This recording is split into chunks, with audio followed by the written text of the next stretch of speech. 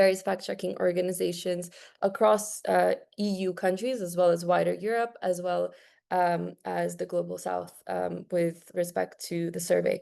So our survey, for example, gathers data from over 50 countries and over 130 responses from fact-checking organizations around the world for the purpose of the observations and the discussions on the areas of concern and recommendations that I'll be sharing today. I'll be focused on fact-checking organizations based and doing work in the European Union. So my structure today will be based on the area of concern of the risk of uneven compliance in the case of very large online platforms as defined in the Digital Services Act. The second area of concern relates to political speech under the Meta third-party fact-checking program.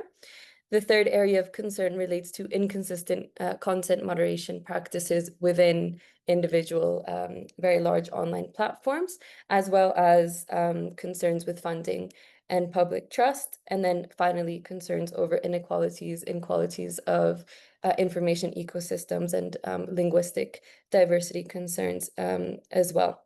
So to begin, one of the observations that we have from our findings is perceptions from fact-checking organizations that there is truly uneven compliance across, or that there is a risk of low compliance with very large online platforms. So I think in general, from the fact-checking organizations that we managed to speak with, there is a perception that the Digital Services Act is a very positive first step to ensuring platform governance.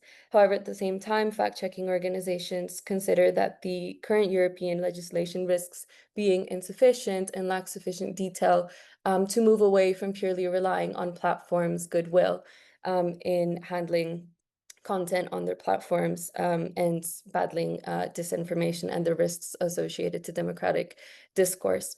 And it seems from fact-checking organizations' perspective, including many of the ones that we interviewed, and actually predominantly the ones that we interviewed were accredited with the International Fact-Checking Network, the IFCN, and membership in this network, as you may know, is a precondition for being part of partnerships with Meta and helping in content moderation and fact-checking in these platforms. So from our survey, for example, we found that actually more than half of surveyed fact-checking organizations consider that currently social media platforms in their country, in their view, are currently not recognizing the importance of fact-checking content on their platform. And I think there is a perception, and we've gotten this from fact-checking organizations in different contexts, that very large online platforms seem to be only willing to intervene in addressing harmful disinformation post a scandal emerging when, in fact-checking organizations' perspective, there has already been a risk of harm as a result. And so I think one of the important recommendations, as you will see in the policy brief, relates to the importance of recognizing the commercial logics that drive these very large online platforms. There's plenty of scholarship that shows that digital media markets are incentivized in terms of profits. They see gains and benefits in kind of maintaining controversial disinformation in order to maintain engagement. And this is kind of in direct opposition to the aims of tackling disinformation and its risks to democratic discourse in online spaces. And so there's a real need to tackle selective compliance on behalf of platforms, as well as kind of cherry-picked compliance and uneven approaches to responses to content moderations in terms of different types of users. So there's also scholarship that indicates, that there is an incentive for platforms to treat, certain types of users differently than other types of users. One of these reasoning being, for example, the engagement or the reach that certain accounts have, or the following that they have.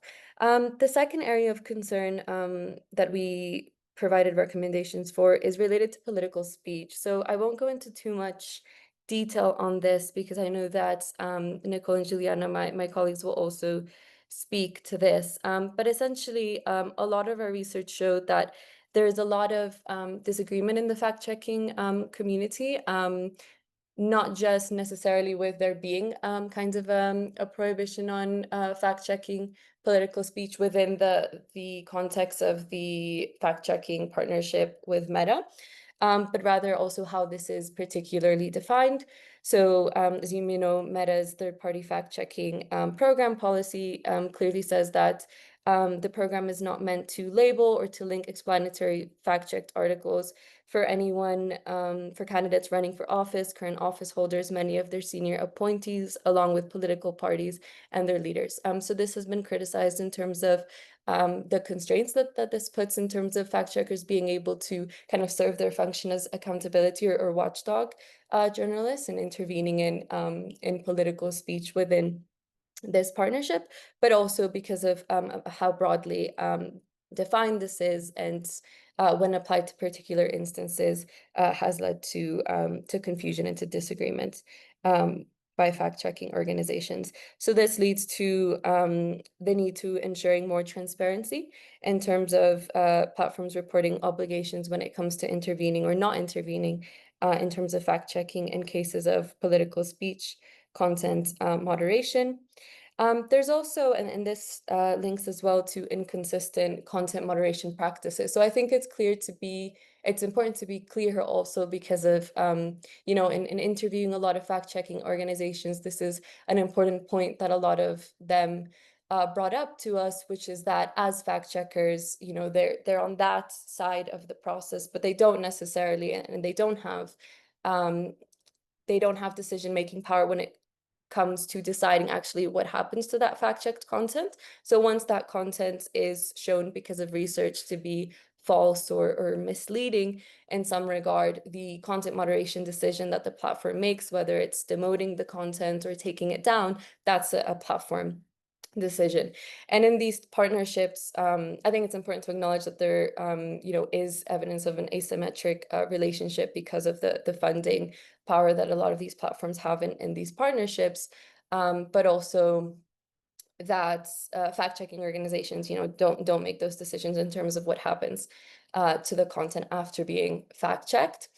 One of the, I think, points of concern is that we've seen that according to fact checkers, you know, perceptions and lived experience working with these platforms, there are significant or there is evidence of discrepancies between the content moderation decisions that different platforms will make, with some fact-checking organizations pointing to the fact that platforms like TikTok may be more quick to completely take down content that is labeled as misleading or false by fact checkers.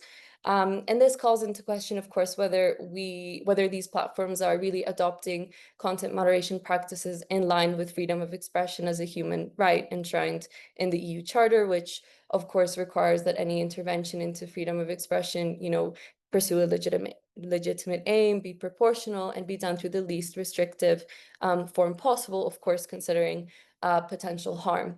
And one of the important, I think, findings that we have from this study is that, for example, speaking to Austrian fact checkers, I think an important finding is that there is a strong sense in the fact-checking community that complete takedowns of false or misleading information doesn't necessarily pursue the greater kind of goal of enhancing democratic discourse. And so I think there's a real need to ensure that content that is fact-checked in terms of the practices of these platforms doesn't just disappear, isn't just kind of removed, but that, you know, all harms considered, that they at least, you know, can to some extent, and depending on the circumstances, remain in the digital space and remain part of the discourse, because, you know, having fact-checked information in the online space is also valuable in itself rather than complete takedown. So these differences between the practices of different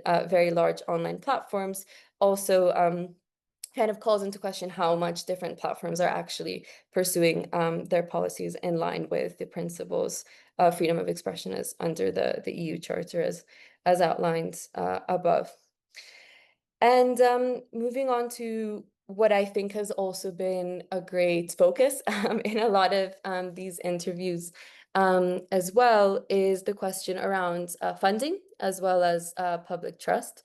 So when we were surveying fact-checking organizations, it was, a significant majority of fact-checked organizations listed funding as a current challenge to their work. And I think that this is not really surprising given what we've seen in terms of the termination of Meta's third-party fact-checking program in the US and the ensuing uncertainty that this has created for fact-checkers in Europe as well, and fears that these types of programs will also be cut either in scope or entirely. And for a lot of fact-checking organizations, these social media partnerships are a significant source of funding. And I think that this is something that, doesn't only come up in our research. I mean, in our research, we've found that fact checkers are, in a lot of uncertainty, but also trying to find ways to navigate that uncertainty, whether, adopting alternative strategies like, having paid newsletters up or putting some of their articles behind paywalls and trying to develop other avenues of revenue. But of course, this calls into question, I guess, fact-checked articles behind paywalls is a question of accessibility as well. And additionally, I think fact checkers are working in an environment of sometimes hostility from the public as their work becomes more politicized in the current climate. And so I think that this leads on to recommendations around the importance of working towards securing long-term funding for fact-checking, media literacy, and independent journalism, both within Europe, but also strengthening information ecosystems worldwide, as well as potentially thinking about finding ways to provide fiscal incentives to push platforms to fund fact-checking organizations as well. And finally, the last area of concern is the question of different users having access to different qualities of information ecosystems based on the amount of resources placed into different languages in social media platforms, fact-checking programs. So, in Europe, there's significant discrepancies between the amount of resources that social media partnerships will put into different languages. In our research, we saw a lot of, we heard a lot about the concerns around the lack of resources essentially invested into fact-checking in languages like Polish, like Romanian, like Slovakian, and employing only a very reduced number of fact-checkers to do this work, which then kind of undermines efforts to do effective fights against disinformation or to address that in that way.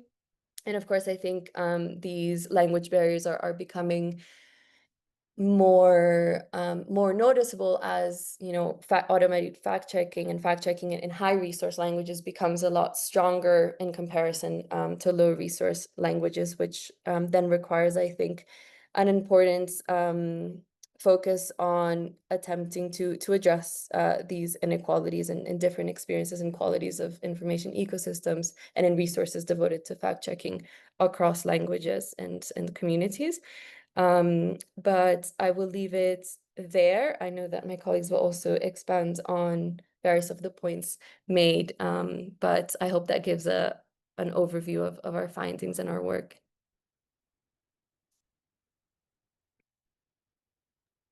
Thank you, Nathalia, for this. This is really, really good that you you presented these findings. I guess one thing I wanted to just say also, as we now move more to a panel to discuss some of this, and of course these topics are very hot at the moment.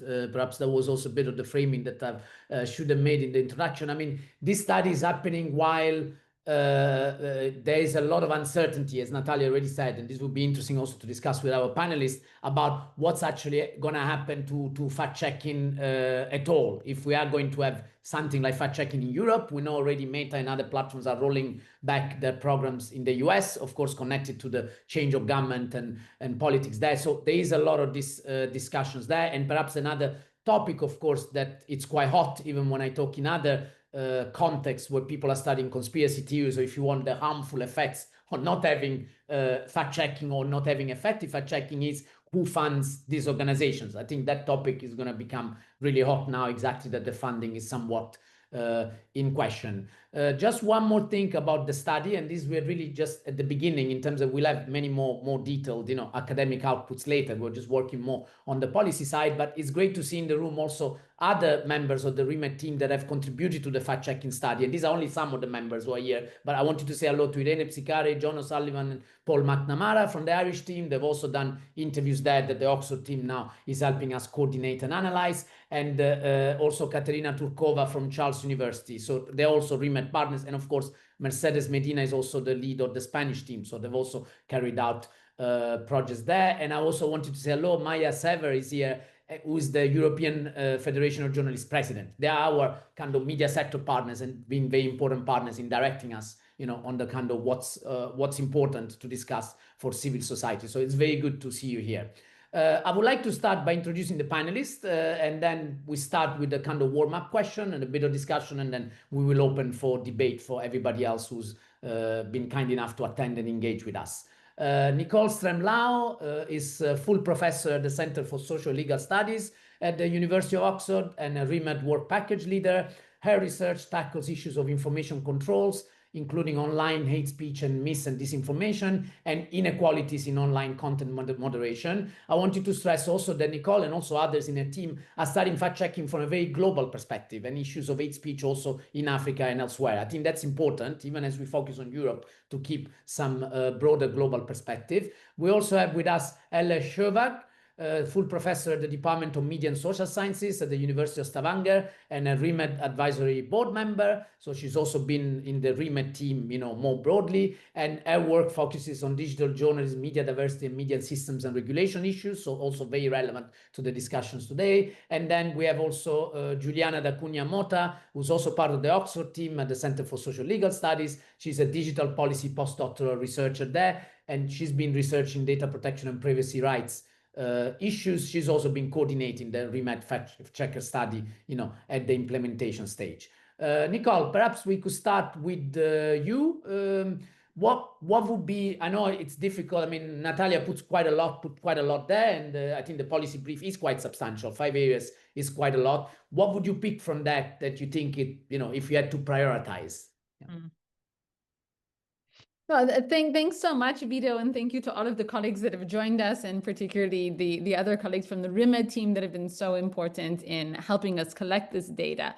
So I guess I would probably start with the last point that Nathalia raised, this question of inequalities.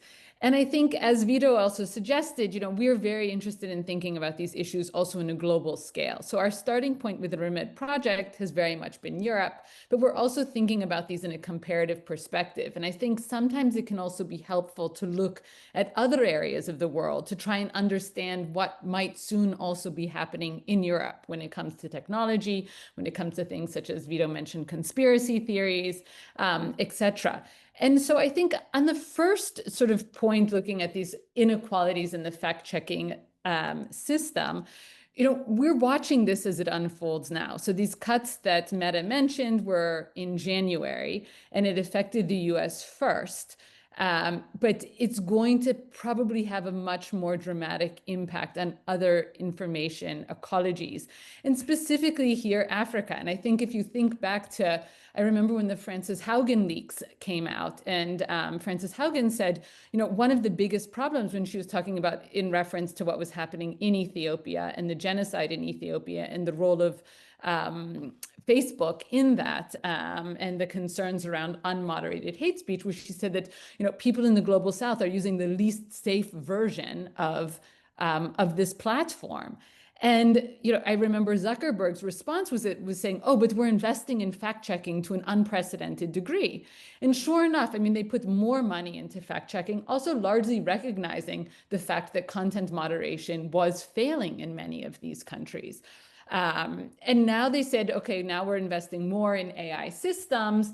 But I think, there's a lot of questions, as Nathalia also mentioned, about whether or not the inequalities in the ways in which these AI systems will be deployed. So you see, like, most of the models skew towards high resource languages. So again, it's sort of replicating the challenges that we've seen in the content moderation space, now in the fact-checking space, where the models will be much more effective in high resource languages rather than low resource languages. And I think this is not just a problem for, Amharic or for Somali. It's also a problem for those Amharic and Somali speakers that are resident in the EU, which there's a growing number of speakers that speak African, Asian, other languages living in the EU, citizens of the EU, and participating in EU civil society and social life, and using the internet in these languages. So this is a challenge for the EU, but it's also a challenge for like Maltese, for Bulgarian, for other EU languages that, again, are low resource languages. So I think there's a deep concern that these inequalities will deepen, not only globally, but also within the EU, within EU countries. And I think one of the challenges, again, with these funding cuts that we're going to be seeing, and we recognize this is a difficult time for everyone, but again, the cuts in international aid, what you see going on in the United States, a lot of that funding was also supporting independent journalism. And I think one of the issues that we also explored in our ReMeD project was sort of where you find this line between journalists and fact checkers, and it's often quite blurry.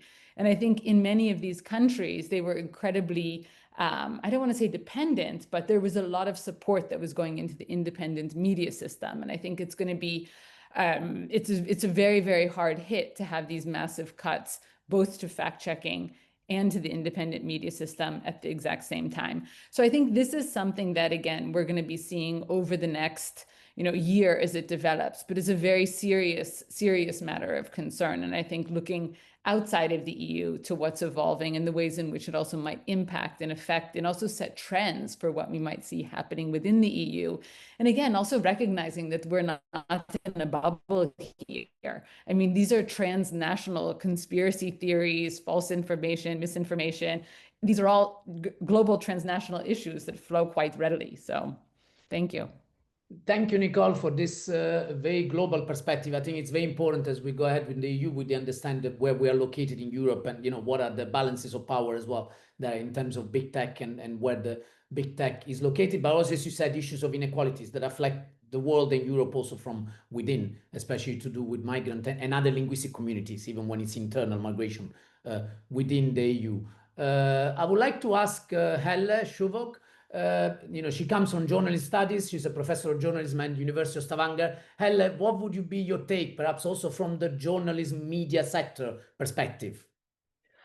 Yes, thank you. Thank you very much. And thank you, Nathalia, for a great presentation. And also thank you for the brief, which I think is very nicely presented and very concrete and summarizes both the challenges and also some of the opportunities here. And also to Nicole for even just expanding the problem definition that we're looking at here. Because I sometimes think of, fact-checking is clearly an important role in the ecosystem, but I sometimes wonder how helpful it is, or if it helps, if it's visible enough at a sort of an ecosystemic level, and how it can help to sustain democracy in the information ecosystems. So in terms of the brief, kind of wants to encourage compliance with the frameworks that we have, and I really like that focus on sort of encouraging compliance, because very detailed regulation can sometimes just wash out. So taking what we have and seeing how it can actually be used. If regulation is to be effective, you have to enforce the regulation, right? So some pressure also has to come at the people who have the power to sanction or enforce these kinds of regulatory frameworks. There are a few things that I really like about this brief. I really like the point about cherry picking and flagging that and making that more visible, how these platforms cherry pick things. I also think it's a very important point 2.4 about demotion and stressing that this is a bad practice. You could even perhaps try to flag good compliance somehow to award good behavior rather than on the flip in a way, not just to highlight demotion, but also flag good behavior in this space. And I also like the point about financial incentives, because I think that's actually really the language that some of these actors understand better, right? Like in 4.3. I mean, ideally, this would be, put over to the platforms themselves. They should be responsible for their own environments, and they should check their own environments and either by themselves, or they should actually pay third-party fact checkers to do this. And they should also be reminded of the sort of privilege aspect of editorial media and information checking as well. And then I had a thought that there are maybe other actors in the information space that can be leveraged a little bit to improve the situation for fact checkers, and that would be maybe ad agency, like advertisers, because they should really value being in trusted environments. If they have any kind of adjacency logics left in their business models, they should really value high quality environments.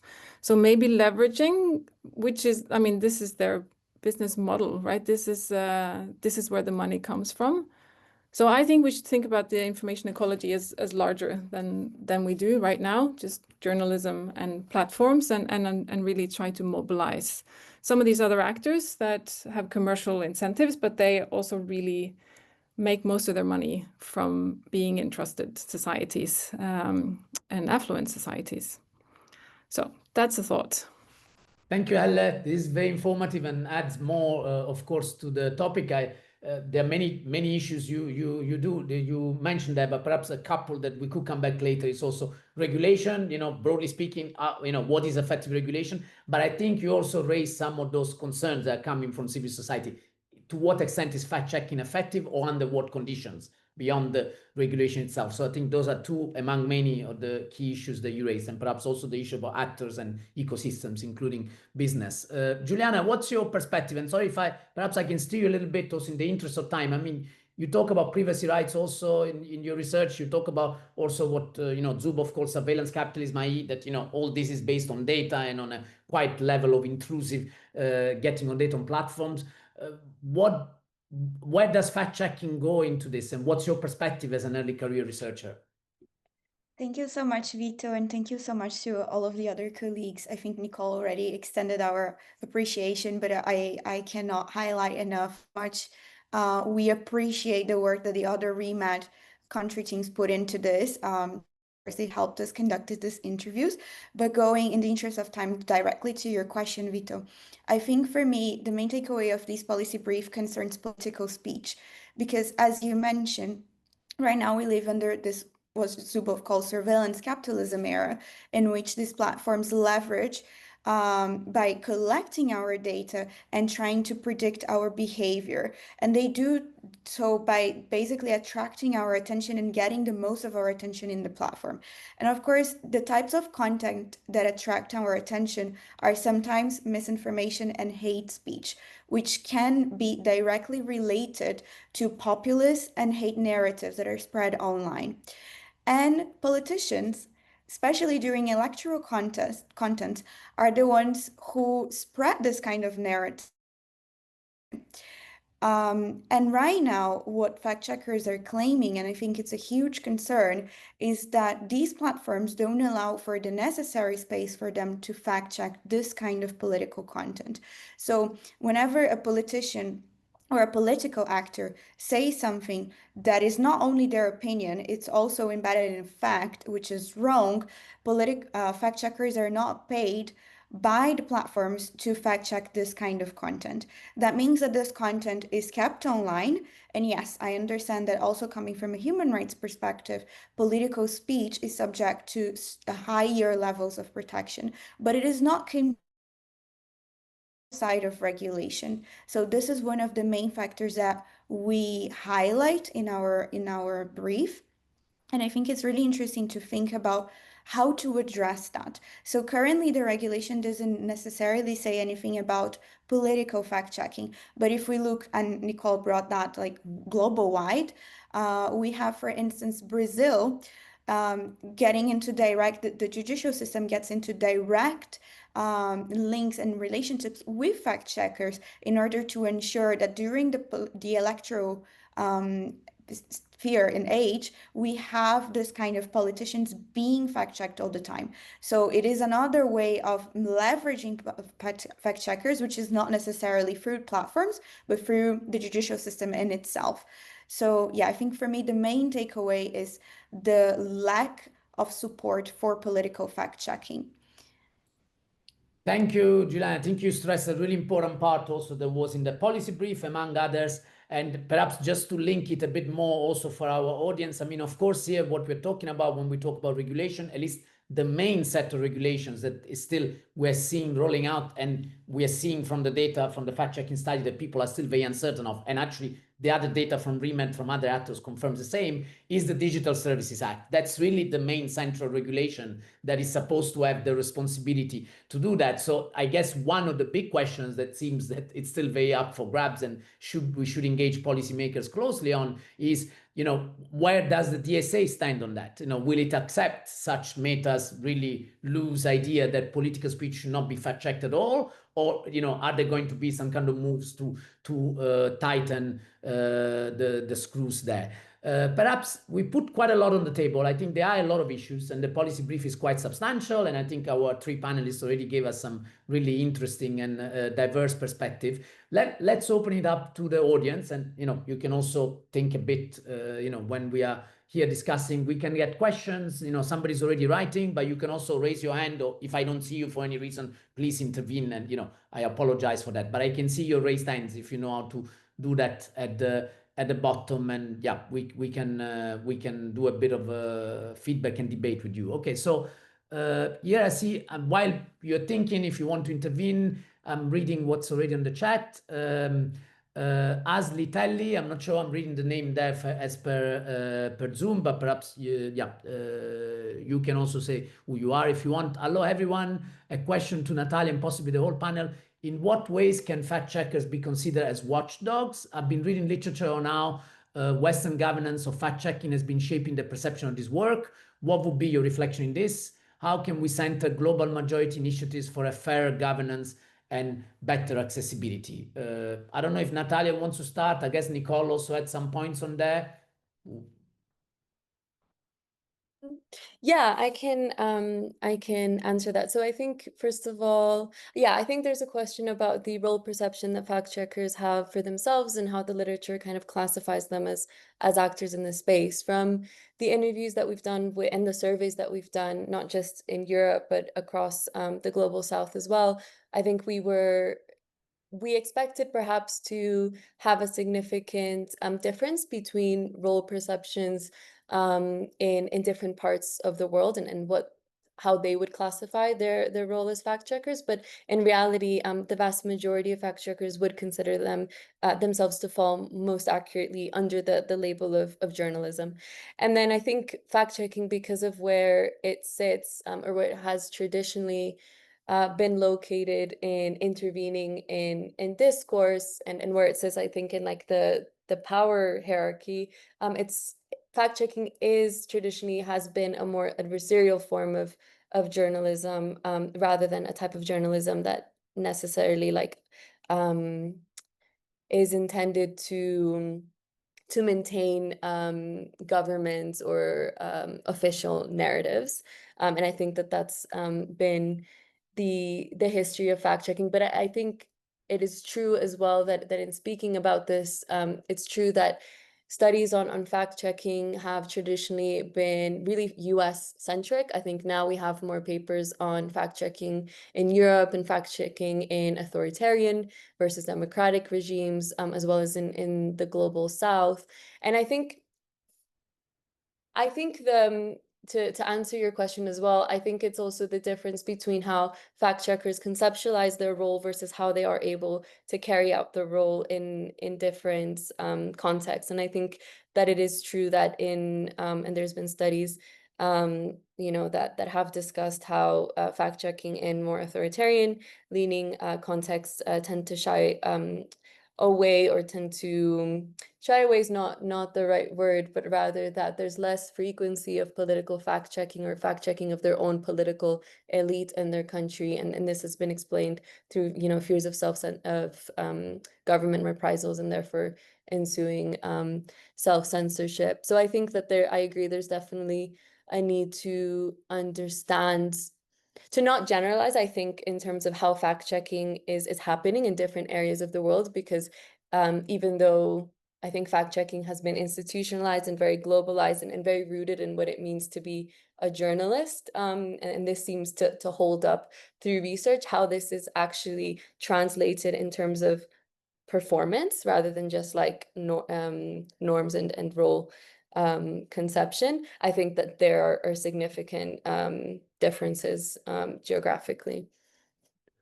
Thank you. Let's take some brief responses from the panel. Perhaps Helle or Nicole, would you like to go first? Sorry, I'd call your name first. Apologies. It was Nicole first, perhaps briefly, and then Helle and Juliana. Sure. I would just say I very much thank you for that, Nathalia, and I agree with what you've suggested.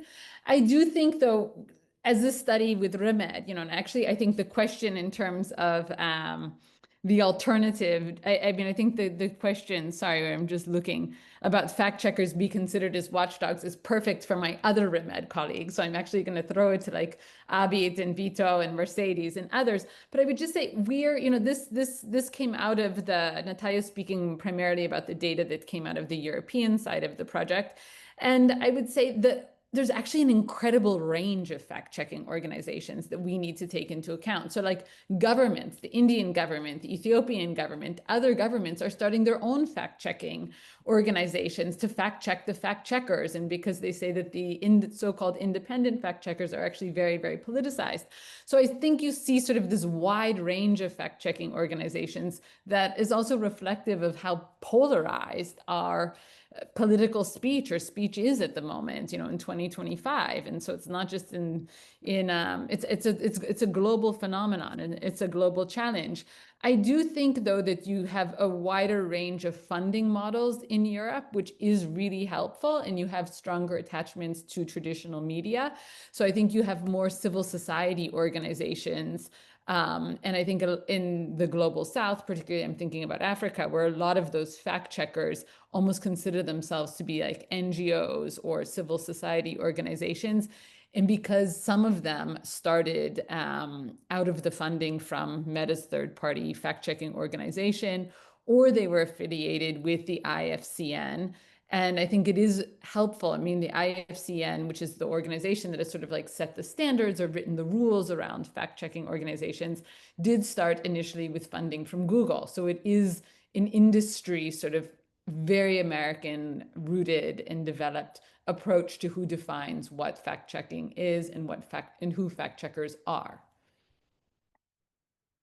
Thank you, Nicole. Helle, would you like to add something briefly? We got quite a few questions, but if you'd like to add something to this.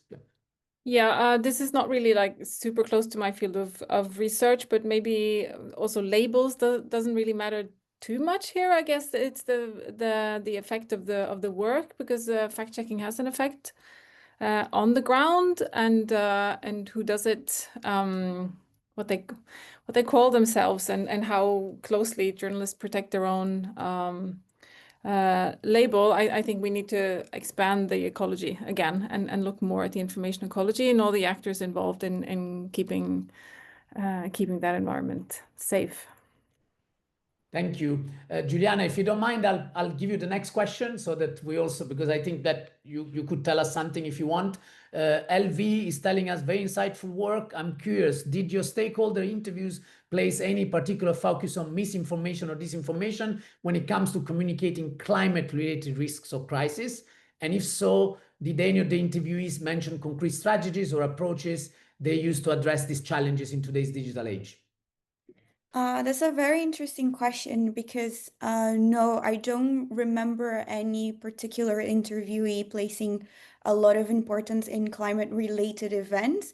But having said that, it's also because, as far as we are aware, there are no rules restricting the fact-checking of these kinds of events by platforms, for instance. So, and also it is not necessarily a type of content or fact that is particularly hard to be fact-checked. So whenever we ask for the main challenges of fact-checkers, for instance, they usually would say, well, financial struggles, but aside from that, in terms of content that they would find complicated or challenging to fact-check, mostly like audio content, so not necessarily related to climate disasters, and political content because of the struggles, the hurdles that Facebook or Meta inserts into this kind of fact-checking. So interestingly, no, there was not a lot of focus on climate-related risks or crisis. Thank you, Juliana. Okay, let's move to the next question because we got quite a few questions, which I think is a very good sign of engagement with the panelists and the earlier presentation by Nathalia. Chris is telling us the question of public epistemic trust is very interesting to me, especially as it intersects in the ways in which populist narratives have been framed since the 2010s.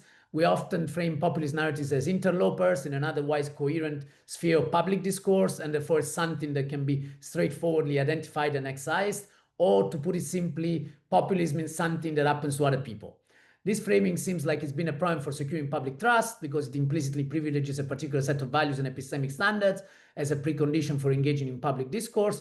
Do fact-checkers have any insights on how to monitor misinformation and hate speech while not reproducing the populism as invader narrative? I guess here we're talking about data again. So perhaps any of you, I think, Helle, you might also have your take from a media diversity perspective. I know you worked on perhaps some related issues, but yeah, this is open. I don't know who wants to go first. Very important question. Yeah.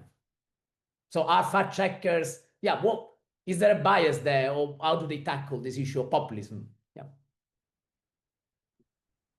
Well, maybe I can start. It's difficult to it's a big question, and it's hard to boil it down completely. But I mean, a sign of a good and healthy media system, I think, is one that can withstand some, lies and hate speech, and that has institutions that that can protect against rampant populism, I would say. So at the epistemic level, I think it would be a sign of some structural measures would need to be taken if we have a deterioration of trust across the system. But this is also why we're talking about this within a media context, right? Because we also need, like, public service media, strong journalism institutions to withstand these kinds of attempts at destabilizing trust in society. If we have good societies and if we have strong media systems, then we should be able to deal with those, and they can live with us. Also a sign of diversity in a sense, but we can also counter them, right? It's what kind of resilience capacity do we actually have in the media system to deal with this? Not sure. Thank you, Helle. And that was it's a very sensitive topic. So thank you for the balanced and interesting response. Anybody from the Oxford team who wants to go more empirical on the fact checkers' perspectives on this? Perhaps I'll take one because we got still a few questions. So Juliana, I see you. So I think when we talked about hate speech, the main challenge is that hate speech is not necessarily misinformation.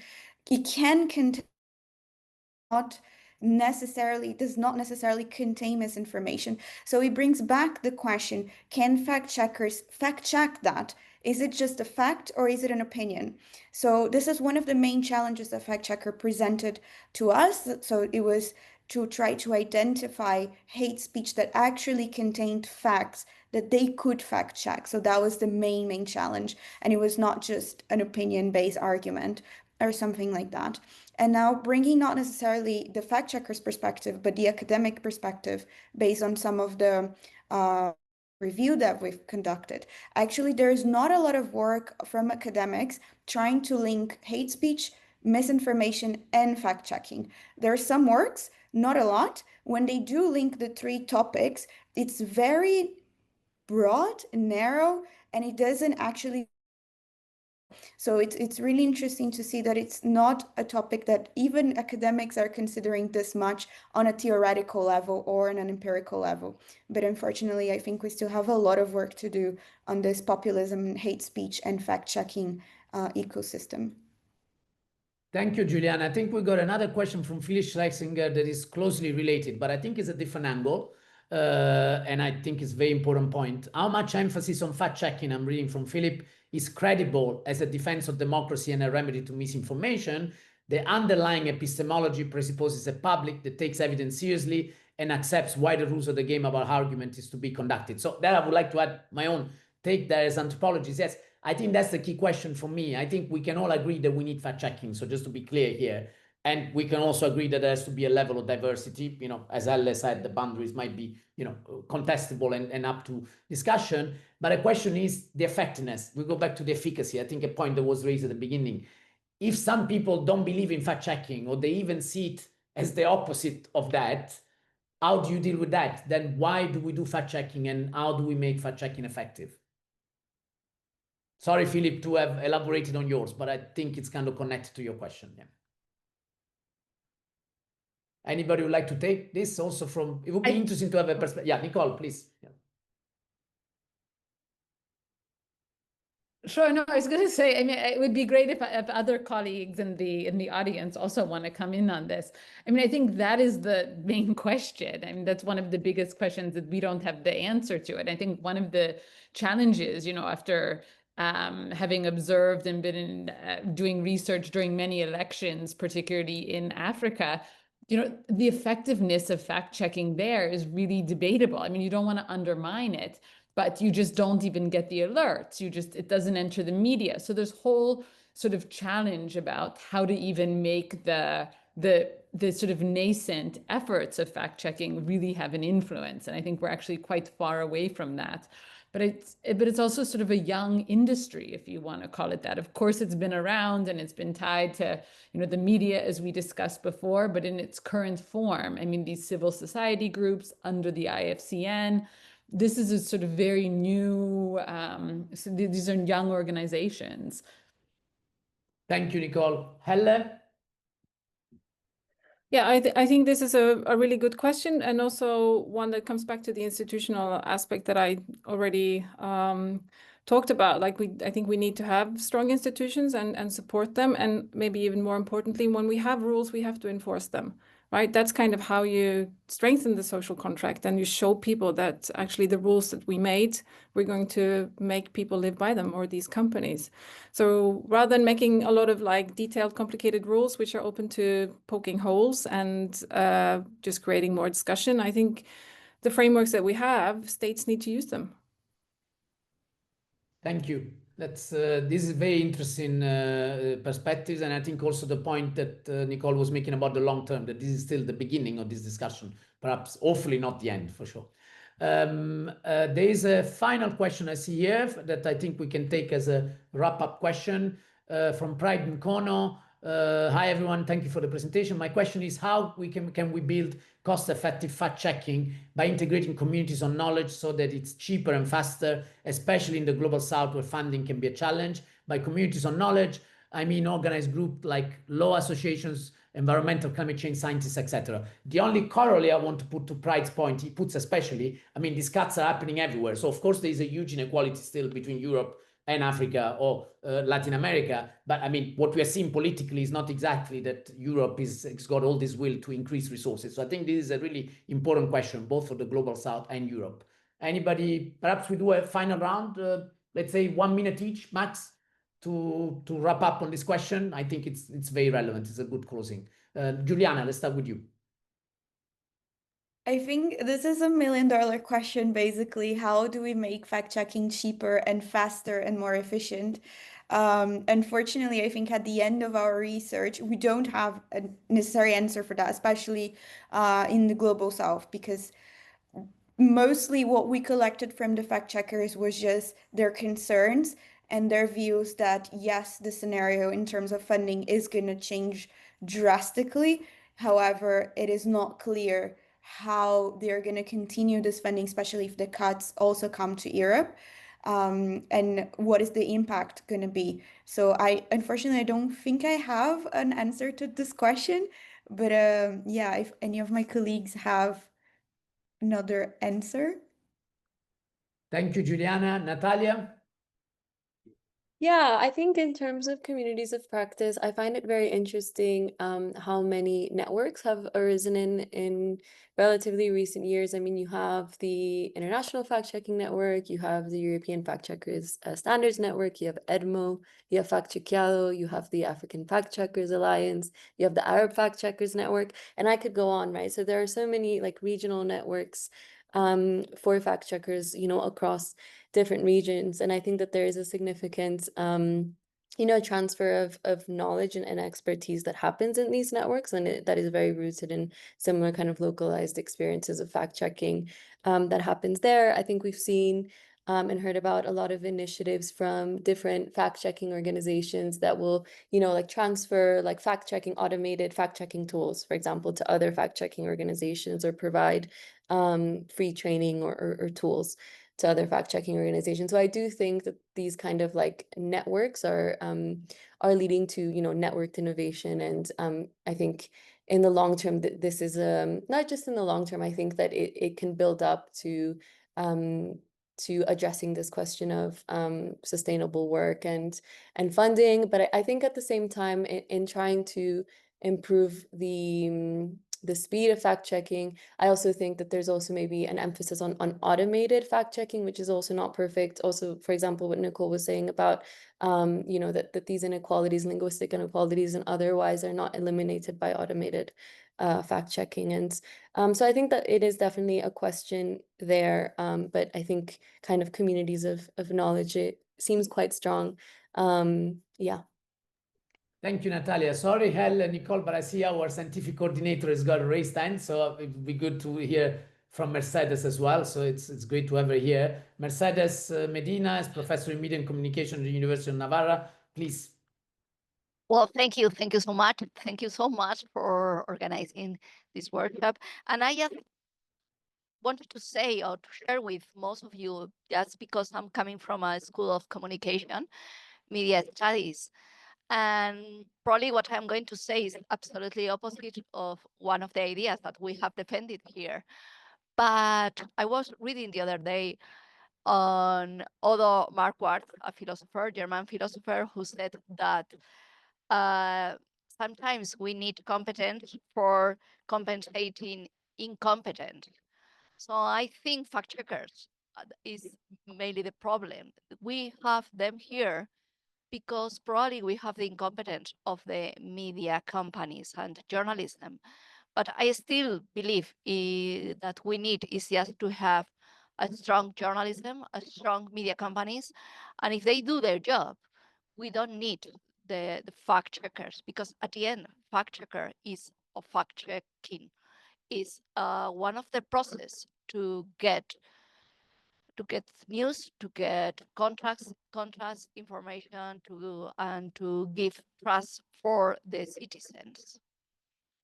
Thank you, Mercedes, for this provocation. It comes quite late, but we'll give Helle and Nicole the possibility to answer very briefly. Helle, sorry, I'm going to ask you an impossible task, half a minute each, and then I pass the ball to Abit for some wrap-up remarks. So Helle, and then Nicole. I think I've already made my point, so you can pass the ball.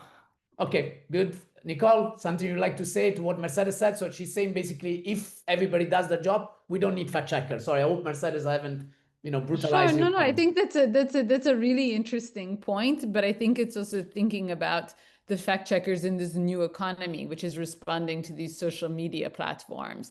So I think, one thing is responding to false, misinformation in sort of the broader discourse and society that in communication flows. But I think another one is specifically like, how do you address mis and disinformation on WhatsApp groups, for example? How do you deal with these kinds of challenges, and what is the role of fact checkers on these spaces in this digital economy? And I would just say, I love Pride's comment. Thank you, Pride. And I agree, it's definitely an interesting area to explore. I think even taking it down a level from these like communities of practice and communities of knowledge, the organized groups is thinking about the unorganized groups. So I would love to think about how we think about systems that can address more even questions of like customary law, for example, or sort of the informal rather than just the formal flows of information and challenges. So thank you. Thank you, Nicole. I now pass for some final remarks. Abit Hoxha is assistant professor in the Department of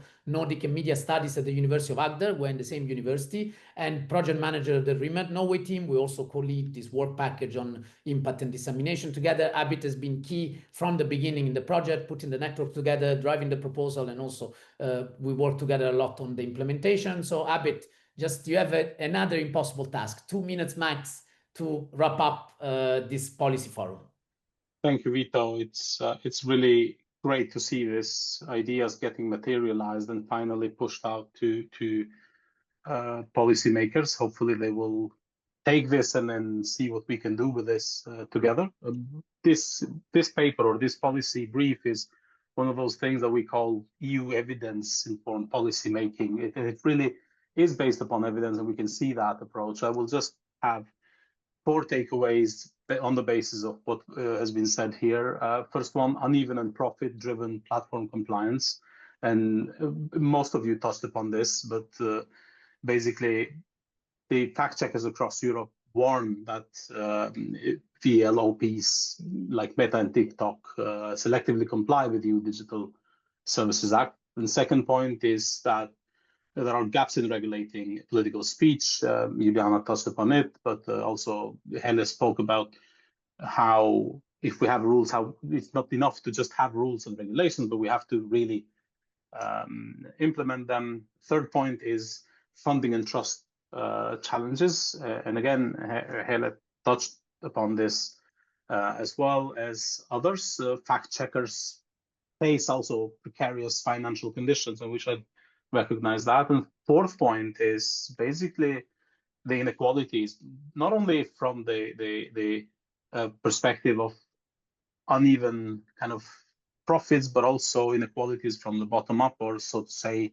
linguistic inequality in fact-checking capacity, which leads them to kind of other problems, underinvestment in smaller and minority language contexts, for example, which drives to kind of an overall statement would be European fact checkers warn that major platforms, profit-driven, uneven moderation practices, and weak enforcement under DSA undermine democratic information ecosystems. And the brief overall, if I can say in one sentence, calls for a stronger regulation of political speech, sustainable public funding for fact-checking, and a greater linguistic equity to ensure reliable information across all communities. Over and out. Thank you so much, Abit. You've done a great job, and that was a really sharp summary, so I'm not going to add much. I close with Irene Psikari comment that I think is also a nice wrap-up. The communities of practice perspective is important because it avoids framing fact-checking as a top-down part of the establishment infrastructure to police free speech from populist actors. And I think that really summarizes also what we're trying to ReMeD. With ReMeD generally, we're trying to show that these middle and lower level actors are actually part of the media system. It's a bottom-up approach. It's not just about giving orders of instruction or setting who or who cannot speak. Thank you so much to the panelists. Thank you so much to the Oxford team for the great work on the policy brief. And please follow us. We have the ReMeD website here, the LinkedIn, Facebook, and other social media. I put it in the chat. And thank you everybody for engaging with us. Until next time. Bye. Bye. Thank you, Vito. Thank you, everyone. And thank you, Vito. Thank you, Bye. everyone. Thank Bye. you. Thank you so much.